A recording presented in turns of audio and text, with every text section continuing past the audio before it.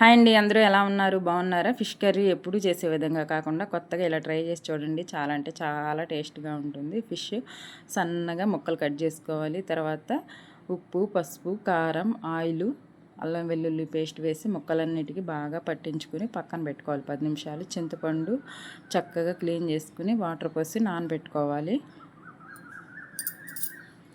మనకి ఆయిల్ ఎక్కువే పడుతుందండి ఫిష్ కర్రీకి. ఎప్పుడైనా సరే ఆయిల్ ఎక్కువ వేస్తేనే టేస్ట్ బాగుంటుంది. ఆయిల్ వేసిన తర్వాత బాగా కాగనివ్వాలన్నమాట. ఆయిల్ కాగిన తర్వాత అందులో మనం ఉల్లిపాయలు అండ్ పచ్చిమిర్చి చిన్నగా కట్ చేయకూడదు. కాయ ఉంటుంది కదా, పచ్చిమిర్చి కాయపాటిని వేసేసుకోవాలన్నమాట. కొద్దిగా కట్ చేసి, అప్పుడే టేస్ట్ బాగా పడుతుంది ఫిష్లో పచ్చిమిర్చి ఎక్కువ వేసుకోవాలి, కారం తక్కువ వేసుకోవాలి. అప్పుడే టేస్ట్ బాగుంటుంది. పచ్చిమిర్చితోనే టేస్ట్ వస్తుంది.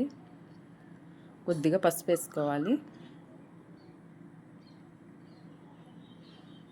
ఇవి బాగా వేయించాలన్నమాట. ఉల్లిపాయలు, పచ్చిమిర్చి, పసుపు కలిపి చక్కగా వేయించుకోవాలన్నమాట ఆయిల్లో.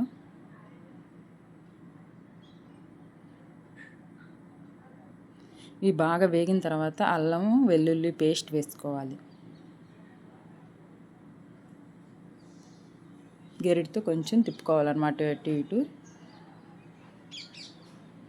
బాగా వేగిన తర్వాత హోల్ గరం మసాలా పౌడర్ అనమాట, అంటే ధనియాలు, చెక్క, లవంగ, బిర్యానీ దినుసులు మొత్తం కలిపిన పౌడర్ అనమాట. ఇది వేసేసుకుంటే చాలా అంటే చాలా టేస్ట్గా ఉంటుంది. ఫిష్ కర్రీకైనా చికెన్ కర్రీకైనా ఈ మసాలానే వేసుకుంటాను నేను. ఇప్పుడైతే సన్నగా కోసినటువంటి ముక్కలు చక్కగా పెట్టుకోవాలి గిన్నెలో. ఒకదాని మీద ఒకటైతే ఎప్పుడు పెట్టకండి. ముక్కలు పులుసు పట్టాలి కదా, చింతపండు పులుసు పోసుకునేటప్పుడు ఈక్వల్గా పట్టాలి ముక్కలన్నింటికి కూడా. అందుకని చెప్పేసి పక్కన పెట్టేసుకోవాలి. ముక్కలన్నీ చక్కగా సర్దుకోవాలి గిన్నెలో. ఇలా పెట్టుకున్న తర్వాత చింతపండు ఇలా గరిటతో అయితే తిప్పకూడదు, ఇలా తిప్పాలన్నమాట. గిన్నె పట్టుకుని తిప్పుతూ ఉండాలి, అటు ఇటు కదుపుతూ ఉండాలి. కొబ్బరి, గసగసాల పేస్ట్ కూడా వేసేసుకున్నాను. కొద్దిగా ఉప్పు, రాళ్ళు ఉప్పు కూడా వేసేసుకోవాలి సరిపడినంత. కొద్దిగా కారం కూడా వేసుకోవాలి. చింతపండు పులుసు అయితే బాగా గుజ్జు చిక్కగా తీసేసి చక్కగా పిండి వేసుకున్నది చింతపండు గుజ్జు పోసుకోవాలి మనం.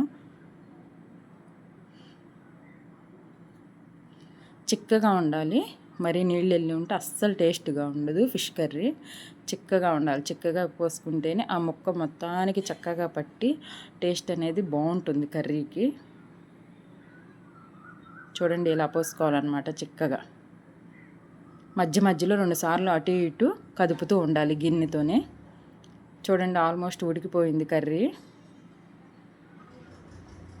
ఇలా ఆయిల్ పైకి తేలుతూ ఉండాలి. ఎప్పుడైనా సరే ఆయిల్ పైకి తేలుతూ ఉంటేనే కర్రీ బాగుండట్టు అండ్ కర్రీ మొత్తం ఉడికిపోయినట్టు అనమాట. చూసారా, గరిటతో నేను చూపిస్తున్న విధంగా ఉండాలి.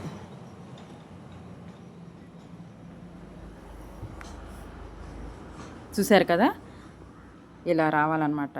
ఇలా వస్తే కర్రీ చాలా అంటే చాలా టేస్ట్గా ఉంటుంది. లాస్ట్లో అయితే కొత్తిమీర మాత్రం లేదండి. వీడియో నచ్చినట్టయితే బాయ్.